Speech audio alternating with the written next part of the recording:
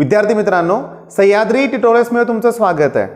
आजचा 8वा दिवस आहे। आपण तुम्हाला डेली स्ट्रॅटेजी देतोय, डेली टार्गेट देतोय म्हणूया आपण, आणि ऑलमोस्ट 40% तरी पोर्शन आपला क्लिअर झालाय, ऑलमोस्ट 50% झाला म्हणूया आपण जर मार्क्स काउंट केले तर। त्यामुळे बाळांनो, तणाव कुठला राहिलेला नाहीये, बरोबर आहे। आपण व्यवस्थित चाललेलो आहे, बरोबर ट्रॅक वरती आहे आपण। 28 मार्च आहे आज, 28, 29, 30, 31 अजून 4 दिवस आहेत। सगळ्यात महत्त्वाचं आज आहे होळीचा सण। ओके, होळीचा सण अतिशय महत्त्वाचा आहे। ओके, म्हणजे संध्याकाळी आपल्याला थोडा तरी वेळ काढायचा आहे, लक्षात घ्या। ओके, थोडा तरी वेळ म्हणूया आपण। आता लहान मुलं आहेत ना, त्यांना म्हटलं ना होळीत काय इंटरेस्टिंग आहे, त्यांच्या मनात काय आहे ते तुम्हाला पण माहिती आहे, लक्षात घ्या। पण माझं काय म्हणणं आहे की थोडा वेळ आपण आपल्या सणांसाठी दिलाच पाहिजे। ओके, आता त्यानंतर रंगपंचमी आली, ओके, त्या दिवशी पण आपण एन्जॉय करणार।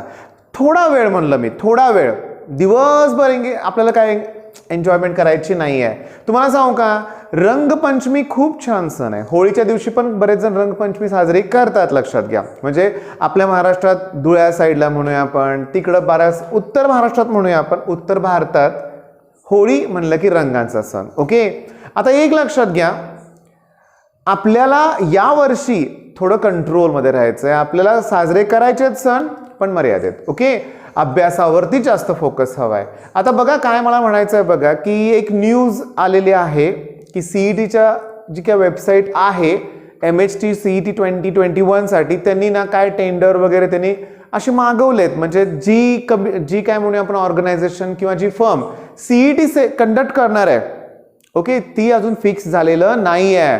म्हणजे 22-23 एप्रिल अशा काही डेट्स आहेत, लक्षात घ्या। म्हणजे मला काय म्हणायचं आहे बघा की या वर्षीच्या सीईटीच्या एक्सपेक्टेड डेट्स आपण जर पुन्हा विचार करायचा म्हणलं, ओके, तर साहजिक आहे मे पर्यंत एक्झाम सुरू आहे। मे महिन्यात शक्य नाही आहे सीईटी घेणं। जून मध्ये लगेचच नाही आहे पॉसिबल, नाही आहे पॉसिबल। अजून त्यांनी फॉर्मच आपले सबमिट करून घेतलेले नाही आहेत, लक्षात घ्या। म्हणजे माझं काय म्हणणं आहे की जून एंड पर्यंत किंवा जुलै महिन्यात सीईटी होईल, त्याच्या पुढेच जाऊ शकते पण फार लवकर होणार नाही। त्यामुळे 2 महिने तरी आपल्याला मिळतील। पण माझी सीईटी सेलकडे पुन्हा रिक्वेस्ट आहे की लवकरात लवकर हे जर डिसिजन त्यांनी दिले आपल्याला, तर एक प्लॅनिंग करायला आपल्याला सोपं जाते, बरोबर आहे। मग आता इथं मेन विषयावर मला बोलायचं आहे काय बघा की सीईटी होईल, ओके, जुलैमध्येच होईल साधारण म्हणूया आपण। पण मला स्ट्रॅटेजी द्यायची रिपीटर्सना। रिपीटर मुलं आहेत ना, त्यांना ना जूनमध्ये झाली जुलैमध्ये झाली तरी वेळ आहे, ओके। पण मी तुम्हाला सांगू का, मग केलं काय पाहिजे, मॉक टेस्ट। मी टार्गेट काय देतोय बघा, जी रिपीट करतायत ना मुलं, मी तुम्हाला 6 एप्रिलचं टार्गेट देतोय। 6 एप्रिलला मला फुल लेंथ मॉक टेस्ट ठेवायची आहे मॅथ्स या सब्जेक्टची। ओके, आता मॅथ्सची फुल लेंथ टेस्ट यश दादा कंडक्ट करेल। ओके, सगळ्यात महत्त्वाचं एक लिंक आम्ही डिस्क्रिप्शनमध्ये प्रोव्हाइड करू, ओके, आजच्या रोज आम्ही प्रोव्हाइड करू। रजिस्ट्रेशन करा, जी मुलं रिपीट करतायत ना त्यांनी रजिस्ट्रेशन करा बाळांनो, आणि आपण मॉक टेस्ट स्टार्ट करूया, फुल लेंथ मॉक टेस्ट। उगाच 1-2 टॉपिकच्या नको आहेत, लक्षात घ्या। किती वेळ दिलाय, 28, 29, 30, 31 हे 4 दिवस, पुढचे 5 दिवस, 9 दिवस आहेत। जीव तोडून प्रयत्न करा। कारण मला खरं सांगू का की जर खूप तुम्ही प्रामाणिकपणे प्रयत्न केला तर तुम्ही पाहिजे ते यश मिळवू शकताय। आणि मॅथ्सच असा सब्जेक्ट आहे की इथं जर तुम्ही 80+ 80 पेक्षा जास्त स्कोअर केला तर तुम्हाला तुमचं ड्रीम जे काय असेल ते अचीव करण्यासाठी खूप सोपं जाणार आहे। जे पर्सेंटाईल म्हणतो ना 95+ तरी मिनिमम पाहिजे बरं का, एकदम सफिशियंट नाही आहे। तसं बघितलं तर 98+ पाहिजे पर्सेंटाईल, म्हणजे बऱ्यापैकी ठीकठाक कॉलेज मिळेल। COP सारखं पाहिजे तर 99 सुद्धा पुरेसे ठरत नाही, 99.789 पर्सेंटाईल हवं आहे। COPचं CS हवा असेल तर 99.9चं टार्गेट पाहिजे, लक्षात घ्या। मग मला काय म्हणायचं आहे की रिपीटर्स जे आहेत मुलं, ओके, त्यांच्यासाठी मॉक टेस्ट 6 एप्रिल पासून स्टार्ट होतील। पण प्रत्येक वेळेस तुम्हाला 2-3 दिवसाचा गॅप आम्ही देणार आहे, डेली नाही टेस्ट देणार, लक्षात घ्या। ओके, आणि यशशी बोलून मी ठरवणार आहे, कदाचित मग उद्यापासून, आता 6 तारखेला मॉक टेस्ट घ्यायचीच आहे, तर मॅथ्सचे काही टॉपिक आपण परत टॉपिक वाईज टेस्ट तोपर्यंत रोज रोज घेत गेलो तरी पुष्कळ होईल। 2-3 टॉपिक असं जर काय प्लॅनिंग केलं तर पण आम्ही करू, ओके, ते उलट योग्य ठरेल। म्हणजे समजा 16 टॉपिक असतील तर रोज 2-3 टॉपिक जर घेतले तरी ते बरं ठरेल, ओके। आता आणखीन एक महत्त्वाचं की यशनं तुम्हाला SPPU युनिव्हर्सिटीच्या नुसतं M1 नाही, बऱ्याचशा सब्जेक्टच्या MCQs प्रोव्हाइड केलेल्या आहेत यश आराध्यनं, त्याची पण मी डिस्क्रिप्शनमध्ये लिंक प्रोव्हाइड करतोय, ओके। आणि कसं होणार, यावेळेस ऑनलाईन एक्झाम होईल, हे मी इंजिनिअरिंगच्या मुलांचं म्हणतोय, लक्षात घ्या. मग त्यांना MCQ किंवा नोट्स किंवा बऱ्याचशा गोष्टी यश प्रोव्हाइड करतोयच, ती पण मी लिंक डिस्क्रिप्शनमध्ये प्रोव्हाइड करतोय. आता हे झालं, चला ठीक आहे, रिपीटर्सबद्दल बोलून झालं, थोडंसं ठीक आहे, फर्स्ट इयरच्या मुलांबद्दल बोलून झालं.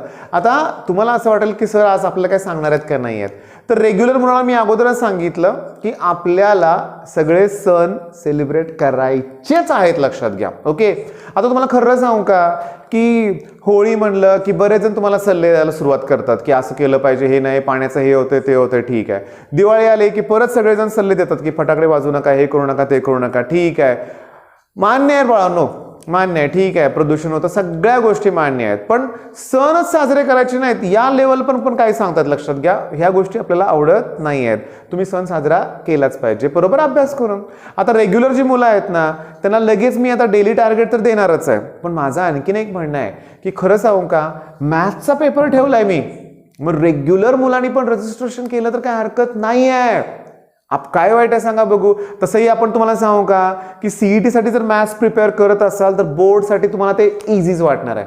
Okay, matrices, area under curve, काही ठिकाणी असे शॉर्टकट्स आहेत, लक्षात घ्या. बऱ्याच ठिकाणी तर तुम्हाला प्रॉब्लेम सॉल्व्ह करावा लागतो. मग होईल ना तयारी. मी तर म्हणतो जास्तीत जास्त मुलांनी टार्गेट ठेवा 6 तारखेचं. 6 तारखेपर्यंत एक जर तुमची टेस्ट झाली ना, फुल ह्याच्यावरती म्हणूया आपण, तरी ती सफिशियंट ठरणार आहे. ओके, मग आता वेळ न घालवता आपण आजचं टार्गेट तुम्हाला देऊया. विद्यार्थी मित्रांनो, आजचं टार्गेट मी तुम्हाला सांगू का की मॅथ्सला तुम्हाला ऍप्लिकेशन ऑफ डेरिव्हेटिव्ह करायचं आहे. हा माझा फेवरेट टॉपिक आहे म्हणूया आपण. रिझन सांगतो तुम्हाला मी. तसं बघितलं तर डेरिव्हेटिव्ह आणि ऍप्लिकेशन ऑफ डेरिव्हेटिव्ह मिळून वेटेज जास्त आहे. डेरिव्हेटिव्हची खूप प्रॅक्टिस करावं लागते, खूप न्यूमेरिकल आहेत. ओके, मग समजा 8 मार्काचं डेरिव्हेटिव्हचं वेटेज असेल, त्यातलं 4 मार्कला तर थेरम येतच. मग उरलेल्या 4 मार्काच्या न्यूमेरिकलसाठी आपल्याला प्रचंड तयारी करावी लागते. त्या तुलनेत AOD मध्ये, ऍप्लिकेशन ऑफ डेरिव्हेटिव्ह मध्ये थेरम कुठे आहेत? नाही आहेत. बऱ्यापैकी एलिमेंटरी रोल्स असलं काही पोर्शन डिलीटेड आहे. मग कमी अभ्यास करून हे 8 मार्क आपल्याला मिळवायचे आहेत.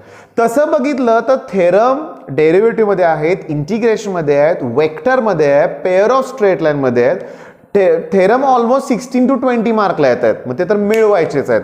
त्याचबरोबर असे टॉपिक आहेत की ज्यात थेरम नाही आहेत पण सोपे आहेत, मग ह्याचे पण मार्क आपल्याला मिळवायचे आहेत, लक्षात घ्या. मग AOD साठी जगदय सरांचं सह्याद्री मॅथमॅटिक्स प्लस हे चॅनल आहेच. AODचे भरपूर व्हिडिओ तिथं अपलोड केलेले आहेत. ओके, तुम्ही चॅनलची लिंक मी डिस्क्रिप्शनमध्ये देतोय. सबस्क्राईब केलं नसेल सबस्क्राईब करा. काल असे पण मेसेज बरेचसे होते, कॉमेंट म्हणूया आपण, की आजच चॅनल मिळालं, माझ्या सगळ्या मित्रांबरोबर मी शेअर केलं, सगळ्यांना आम्हाला फायदा होतोय अगदी पहिल्या दिवसापासून. ओके, एक लक्षात घ्या, नवीन मुलांना मला काय सांगायचं आहे, रोज 2-2, 3-3, 4-4 व्हिडिओ आपण अपलोड करतोय. ओके, पण याच्या अगोदर ऑलमोस्ट 700+ व्हिडिओ आहेत. पण 2021 हे वर्षच वेगळं आहे, डिलीटेड पोर्शन आहे. मग नवीन प्लेलिस्ट मी ऑलरेडी तयार केलेले आहेत आत्ता, त्या पण तुम्ही बघायचं. आता केमिस्ट्री म्हणजे हॅलोजन डेरिव्हेटिव्ह. मी तुम्हाला सांगू का, हॅलोजन डेरिव्हेटिव्ह असू दे नाहीतर ते अमाइन पर्यंतचे टॉपिक असू दे, मधला अल्डिहाइड कीटोन कार्बॉक्सिलिक ऍसिड असू दे नाहीतर अल्कोहोल फिनोल इथर, सगळ्या रिएक्शन सोपे आहेत.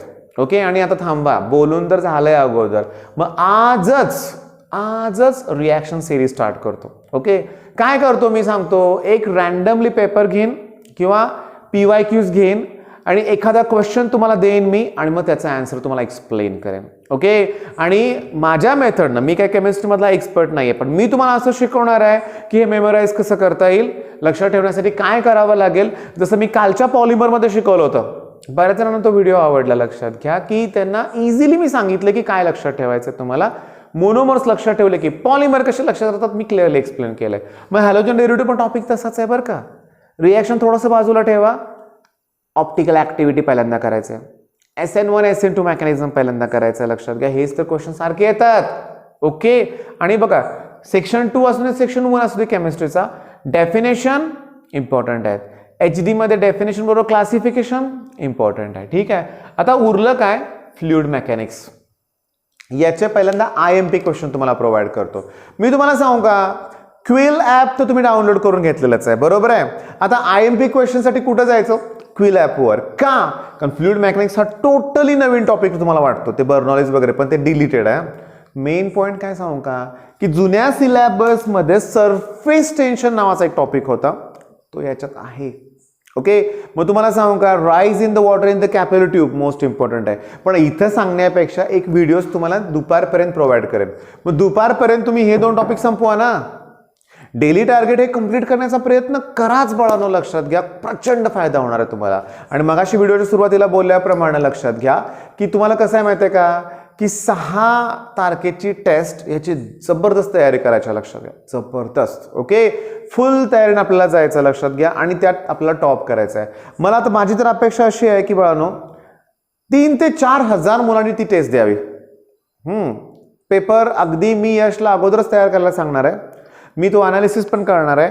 त्यात काय चुका असतील त्या आम्ही करेक्ट पण करणार आहे. म्हणजे चूक म्हणजे काय यावर्षी होतंय, डिलीटेड पोर्शनचाच इश्यू होतोय फक्त. तसं असेल तो आम्ही डिलीट करू. ओके. अगदी बेस्ट पेपर तुम्हाला देण्याचा आम्ही प्रयत्न करू. ठीक आहे. मग रजिस्ट्रेशन ते कराच. बेस्ट ऑफ लक. धन्यवाद.